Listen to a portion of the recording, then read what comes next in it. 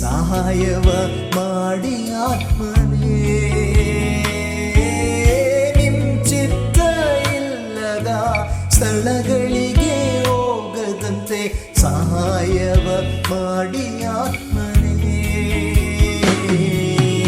ನಮ್ಮೊಳಗೆ ವಾಸಿಸುವ ಪವಿತ್ರಾತ್ಮನೇ, ಈ ದಿನ ನಿಮ್ ಚಿತ್ತದಂತೆ ನಡೆಸಬೇಕಯ್ಯ. ನಮ್ಮೊಳಗೆ ವಾಸಿಸುವ ಪವಿತ್ರಾತ್ಮನೇ, ಈ ದಿನ ನಿಮ್ ಚಿತ್ತದಂತೆ ನಡೆಸಬೇಕಯ್ಯ. ಪವಿತ್ರಾತ್ಮನೇ